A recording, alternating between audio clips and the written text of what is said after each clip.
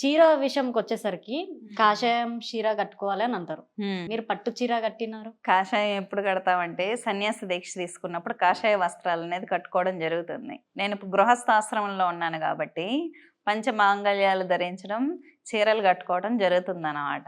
నేను కట్టుకునే చీరలన్నీ శిష్యులు ఇచ్చేటివి, భక్తులు దానంగా ఇస్తారు, వస్త్రదానం చేస్తారు మంత్రదీక్షలు చేసినప్పుడు. అవే ఉంటాయి కానీ ఇంకా నేను పర్సనల్గా షాపింగ్ చేయటాలు అవేవి ఉండదన్నమాట.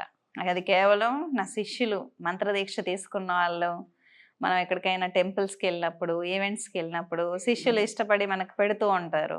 ఏదైనా ఎవరైనా ఇంట్లో సమస్య ఉన్నప్పుడు వెళ్ళినప్పుడు ఇంకా ఆడవాళ్ళు మన ఇంకా పసుపు కుంకుమ చీర పెట్టడం అనేది జరుగుతుంది. ఎందుకంటే డివోషనల్ ఫీల్డ్లో ఉండటం వల్ల అందరిచ్చే వస్త్రాలు మనం కట్టుకుంటే వాళ్ళకి పుణ్యం వెళ్తుంది అన్నమాట. వాళ్ళు చేసిన కోరికలు నెరవేరినాక వాళ్ళు వస్త్రదానం చేసినప్పుడు శిష్యులు పెట్టే చీరలే కట్టుకోవడం అనేది జరుగుతుంది. ఎందుకంటే ఒకరు వస్త్రధారం చేసినప్పుడు అవి మనం ధరిస్తే ఆ పుణ్యం వాళ్ళకి వెళ్తుంది అన్నమాట.